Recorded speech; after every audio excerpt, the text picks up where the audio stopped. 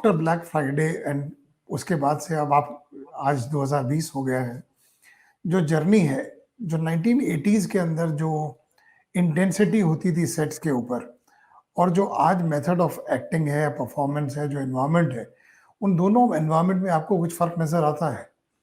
सन 2000 से पहले के 20 साल और सन 2000 के बाद के 20 साल। नहीं, पर आपको ऐसा क्यों लगता है कि 80s में इंटेंसिटी थी सेट पे और आज नहीं है? नहीं, मैं ये नहीं कह रहा हूँ कि इंटेंसिटी थी, मैं ये कह रहा हूँ कि दोनों एक प्रोफेशनलिज्म जो है, उसकी शक्ल जो है थोड़ी बदल रही है। आज गैजेट्स ज़्यादा आ गए हैं। हाँ, तो आज हम जैसे मुझे अगर गैजेट यूज़ करना होता तो देखिए सलीम लंगड़ा में एक शॉट है जिसमें मैं वीडियो गेम खेल रहा हूँ। आफ्टर एक उसके दोस्त की डेथ होती है और उसके बाद बहुत परेशान है और वीडियो गेम खेल रहा है। तो जैसे ही कैमरा ऑन होता था तब तक मेरी वीडियो गेम खत्म हो जाती थी क्योंकि फिर वो उन्होंने पीछे किसी और को बिठाया। तो गैजेट से मुझे बहुत डर लगता है। मुझे ये आज भी कंप्यूटर नहीं आता है और पर अब एक्टिंग में जहां किसी ने जैसे एक बार किसी ने बोला था वो कंप्यूटर्स के साथ, मैंने भाई वो मुझे समझ में नहीं आता, अगर वो करना है तो आप मुझे मत लीजिए। एक्चुअली मैंने ये बोला था। लेकिन देखिए एक्टिंग तो बल्कि एक और चीज हो गई है।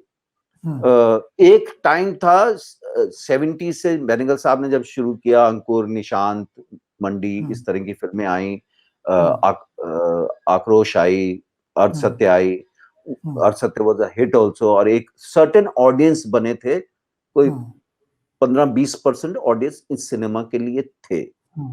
और फिर उसके बाद अगर आप ध्यान से देखें, ये सब लोग टीवी सीरियल बनाते थे और वो cinema somehow, I don't know why, late 80s तक इट डाइड डाउन।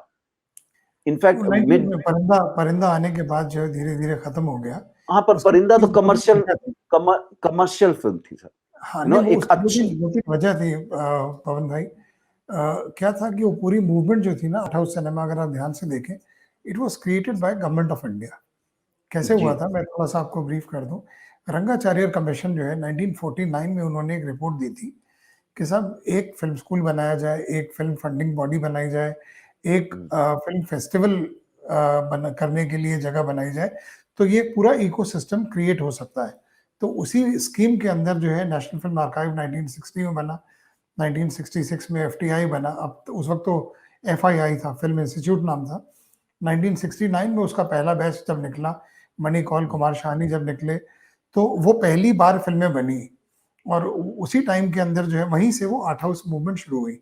तो एनएफडीसी, जिसका नाम जो है पहले फिल्म फाइनेंस कॉरपोरेशन था, वो ऐसी फिल्मों को फंड करते थे जो अल्टरनेट सिनेमा बनाते हैं। इसको प्रमोट करने के लिए डायरेक्टरेट ऑफ फिल्म फेस्टिवल्स बनाया गया 1973 में। जी 1976 में पैनोरमा बनाई गई और एक पूरी मूवमेंट खड़ी की गई। मगर 1990 आते आते क्या हुआ कि मैंडेट बदल गया। दूरदर्शन जो कमिटेड ऑडियंस देता था आर्ट हाउस सिनेमा को, जो सैटरडे को दोपहर में एक फिल्म चलती थी रीजनल, वो खत्म हो गई। 1990 में एनएफडीसी ने अपना मैंडेट बदल लिया, दूरदर्शन की व्यूअरशिप जानी शुरू हो गई, यू नो। तो जो स्वरूप है आर्ट हाउस सिनेमा का वो बदलना शुरू हो गया, उसकी इंटेंसिटी धीरे धीरे जाने लगी। तो ये वो हिस्टोरिकल फैक्ट्स हैं जो हमारे डिस्कशन का पार्ट नहीं हो सकते क्योंकि आप एक्टर हैं, मगर this is perhaps that happened. और जो मेन स्ट्रीम सिनेमा के एक्टर थे, जो जो आर्ट हाउस सिनेमा के एक्टर थे, नाना पाटेकर थे उसमें, इवन अनुपम खेर थे, ये सारे के सारे धीरे धीरे मेन स्ट्रीम सिनेमा की तरफ चले गए। इवन ओम जी, नसीर साहब, वो भी 90s के अंदर नसीर मेन तो स्ट्रीम शुरू सिनेमा से की तरफ चले कर रहे थे और सभी लोग करना चाह रहे थे। देखिए, गए। जो सिनेमा आर्ट हाउस बोलिए या जो भी बोलिए, उसकी भी ग्रोथ हुई है। वो भी मैं, जो मुझे जितनी समझ है कि पहले वो एक आदमी चला आ रहा है तो चला ही आ रहा है। जैसे ऋषिदा बोलते थे, हमने मिडिल ऑफ द रोड ली, है ना। Middle of the road cinema. वो जो मनी कॉल वगैरह का था, वो इतना स्लो, और उनके वो पहला अध्याय एक फिल्म थी कि एक आदमी कॉरिडोर में कैमरा लगा दिया, वो चला रहा है, फिर उसकी बैक से कैमरा लगा दिया, तो 10 मिनट तो इसी में निकल जाते थे, है ना। कहानी जो कहने वाली बात थी ना, वो बाद में निशांत और अंकुर और इनसे शुरू हुई। हाँ, वो भी मॉडिफाई हुआ। और फिर जो भी बजे रही हो, जब सलीम लंगड़ा बाग बहादुर मिली, उस वक्त ये मूवमेंट ऑलमोस्ट खत्म हो चुकी थी। यस। और मुझे नसीर ने बोला भी कि मैं जब नया आया था तो मुझे दिन में 4 स्क्रिप्ट आती थी, तुझे अभी साल में ये 4 बन रही हैं इस तरह की। फिर हम्म, देखिए, फिर एकदम हार्डकोर कमर्शियल, इनफैक्ट मेरे हिसाब से ऑल्दो मिड 80s और 90s ने ऐसे स्टार्स दिए हैं जो आज भी 30 साल से चल रहे हैं। हाँ बिल्कुल बिल्कुल। लेकिन अगर सिनेमा बोले तो ऐसे चुनोगे तो वो तो ठीक है, लेकिन हमारा कमर्शियल सिनेमा का मेरे हिसाब से म्यूजिकली और वो सब वर्स्ट टाइम था वो। ये मेरी सोच है, I can be wrong, you know, किसी को गलत लग सकता है, लेकिन मेरे हिसाब से वो। अब देखिए वापस एक सिनेमा शुरू हुआ है, ये जो छोटे शहरों में जाना शुरू है, फिर से एक स्टोरी टेलिंग शुरू हुई है। यस, और जैसे दिस आपने न्यू जैसे मैजिक। परिंदा भी मेंशन किया, वो एक कमर्शियल अच्छी फिल्म थी। जैसे मुझे अगर आप फेवरेट फिल्म बोलेंगे, अभी रिसेंटली किसी को बोलूं तो मुन्ना भाई एमबीबीएस तो कमर्शियल फिल्म है, but it's a beautiful film. It's a या ब्यूटीफुल। या छिछोरे अभी मैं थिएटर में तो नहीं देख पाया था, अभी टीवी पे जब भी आती है, और सच कह रहा हूँ उसमें मैं बहुत हंसता भी हूँ और रोता भी हूँ उस फिल्म को। और कितनी सारी चीजें हैं जिनसे आप अपने आप को आइडेंटिफाई कर सकते हैं, यू नो। एक एग्जांपल दे रहा हूँ, ये बहुत सारी इस तरह की फिल्में आई जो अभी रिसेंटली तो वापस एक मूवमेंट शुरू हुई। पर अच्छा ये हो गया कि हमारे सलीम लंगड़ा बाग बहादुर के टाइम में ये सब चीजें अवेलेबल नहीं थी, कि ना ही उस वक्त ये सब, एक दूरदर्शन ही था, कोई दूसरे चैनल्स नहीं थे जो पवन मल्होत्रा को पुश करते, या मतलब किसी भी एक्टर को उस वक्त, और भी जो थे, मैं अपना नाम ले रहा हूँ क्योंकि बात कर रहा हूँ। और ना ही आज की डेट का ये व्हाट्सएप और ये सब था, यूट्यूब लोगों तक पहुंचने के लिए। और अब तो चीजें इतनी तेजी से चेंज हो रही हैं कि अगले 6-7 साल में अगर आप ये गैजेट्स को और इनको नहीं समझेंगे तो वो चेंज हो जाते हैं, फिर से नए आ जाते हैं। मुझे तो खैर पहले ही नहीं समझ में आया, तो मुझे तो कोई फर्क ही नहीं पड़ता चेंज हो रहे हैं तो, यू नो, हमें तो पहला ही नहीं समझ में आया था। खैर, पर आज की डेट में, और लकीली मैं एक्टर हूं, तो एक्टर का तो गैजेट से लेना देना नहीं है when you are doing your scene, you no.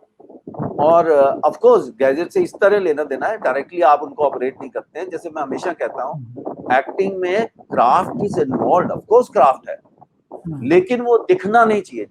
कुछ कुछ एक्टर्स हैं जो बहुत अच्छे एक्टर्स माने जाते हैं, लेकिन उनका क्राफ्ट दिखता है, क्राफ्ट आपका दिखना नहीं चाहिए। जैसे मेरे लिए मेरी जो एक्टिंग का स्कूल कहता है, जिसका मैं भुगतान भी भुगतता हूँ, वो भी मैं नेक्स्ट बताता हूँ। अगर आपकी मिमिक्री होती है, चाहे वो आपके मैनरिज्म्स या जेस्चर्स हो सेट, चाहे वो आपका स्पीच पैटर्न हो, कि एक सर्टेन स्पीच पैटर्न है कि आपने आंखें बंद की और किसी ने वो बोला और आपको अरे ये फलां एक्टर है, एक्चुअली वो सही नहीं है मेरे हिसाब से, यू नो। अगर आपकी मिमिक्री हो गई तो वो सही नहीं, तो अब उसमें एक भुगतान भी आपको भुगतना पड़ता है। इसलिए भुगतना पड़ता है कि जैसे ये मेरे साथ फ्यू टाइम्स हुआ, ये नहीं कि 1 या 2 बार, कि कोई आया और मुझसे कहता है कि अरे सर, सलीम लंगड़ा फेवरेट फिल्म, और बाग बहादुर से टीवी पे आती थी, बचपन में देखते थे, और सर वो ब्लैक फ्राइडे आपने क्या काम किया, रोड टू संगम तो मैंने पहचाना ही नहीं था आपको, और भाग मिल्खा भाग तो क्या किरदार किया था, और जब भी मेट का वो असी को खोते हैं वो तो अभी भी याद है। इस तरह वो फिल्मों के नाम लेते हैं, लिस्ट ऑफ थिंग, और फिर पूछते हैं और सर आपका नाम क्या है। आज भी आप किसी को पवन मल्होत्रा बोले तो शायद वो पूछे कौन, और फिर किरदार बताएंगे तो वो बाकी भी बता देंगे। तो ये मैंने बात अपने एक डायरेक्टर दोस्त के साथ शेयर की, यार ऐसा कैसे होता है कि दे फॉलो माय वर्क, तो उसका ये कहना था कि you should take it as a great compliment because they live with your characters, your audience.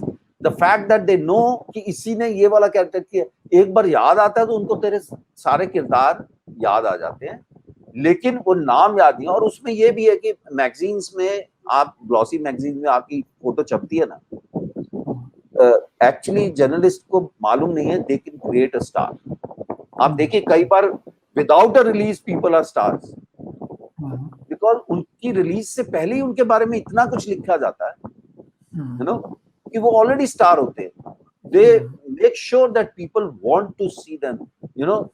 आप प्रोडक्ट के मार्केट में आने से पहले, हम ऐसा सोचते थे कि यार मैं कॉलगेट या किसी चीज का एडवर्टाइजिंग शुरू कर दूं और दुकान में माल ही नहीं, पहले काम तो कर लूं, और अगर मेरा काम लोगों को पसंद आएगा तो अपने आप जर्नलिस्ट मुझसे मुझे बोलेंगे कि भाई हम आपके बारे में लिखना चाहते हैं या लिखेंगे, या अगर जैसे मैंने चिल्ड्रन ऑफ वॉर की है, रोड टू संगम की है, या पंजाबी फिल्मों में ए जन्म तुम्हारे लेके किया है, या पंजाब 1984 की है, यू नो, या ब्लैक फ्राइडे, जैसे आप देखिए रोल की लेंथ तो कम थी, लेकिन मेन तो वही तो उसी पूरा का पूरा दारोमदार we were talking about a bomb blast, series of bomb blast, तो उसमें जो उसको ऑर्गेनाइज कर रहा है वही है, लेकिन लेंथ बहुत कम थी, बाकी किरदारों की लेंथ ज्यादा थी, पुलिस ऑफिसर हो या बादशाह का किरदार हो, लेकिन अगर आप सही कर गए, वो तो भगवान ने भी कराया कि ठीक ठाक हो गया,